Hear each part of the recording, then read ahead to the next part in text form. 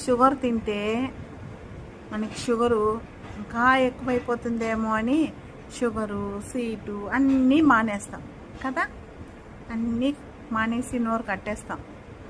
కానీ బీపీ వస్తుందేమో అని ఉప్పు తక్కువ వేసుకొని ఉప్పు తింటాం. ఎంతే తినాలి ఉప్పు, ఎంత తింటే మళ్ళా ఉప్పు బీపీని పెంచేస్తుంది అని భయపడతాం కదా. ఉప్పుకు భయపడతాం, షుగర్కి భయపడతాం, స్వీట్ తినాలంటే భయపడతాం. ఏమీ తినలేక దేవుడు ఆడికి ఆపి పెడతాడు మనల్ని, అవును కదా. కానీ ఎదుటి వాళ్ళని బాధ పెట్టేది మాత్రం మానేరు ఆ భగవంతుడు. అదొక్కటి మాత్రము ఇదనలేకపోతున్నాడు.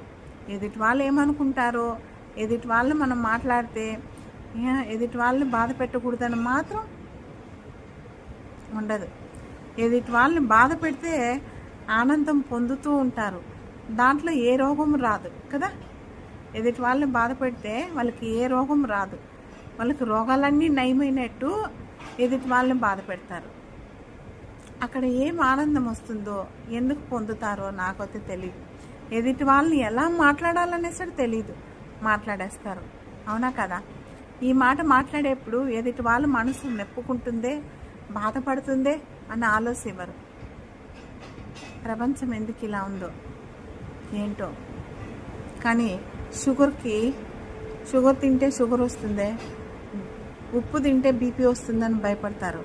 కానీ ఎదుటి వాళ్ళు మనం ఈ మాట అనేప్పుడు ఎదుటి వాళ్ళ మనసు ఎంత బాధపడుతుందని మాత్రం అర్థం కాదు కొంతమందికి. నోరుంది, మనం ఎలా అయినా మాట్లాడేవచ్చు అని. ఎప్పుడు కానీ ఎదుటి వాళ్ళు మనం మాట్లాడేప్పుడు ఆలోచించి మాట్లాడండి, ఓకే. భగవంతుడు మనకి ఎదుటి వాళ్ళని బాధ పెడితే మనకి ఏ రోగం ఇవ్వడు అని అనుకోకండి. ఏదో ఒకటి ఎదుటి వాళ్ళని నువ్వు నిందించి మాట్లాడే గుండికి వెనకాల నువ్వు ఎదుర్కొనేది చాలా ఉంటుంది. సరేనా, ఆలోచివ్వండి ప్లీజ్, చెప్తున్నా. ప్రపంచము ఎందుకు ఇలా పోతుందో, ఎందుకు ఇది అంటుందో తెలియదు. భగవంతుడు ఇది ఇచ్చాడు, చెడు మాట్లాడకు, చెడు నోట్లో ఇంచి రానీకు, మంచి మాట మాట్లాడేదానికి ఇది ఇచ్చాడు. కానీ ఇది మంచి మాట దగ్గర ఉపయోగించటంలా, చెడు మాట్లాడేదానికి మాత్రం బాగా పూల వర్షం కురిసినట్టు వచ్చేస్తుంది కదా. ఇది ఇచ్చాడు, చెడు వినకు అని.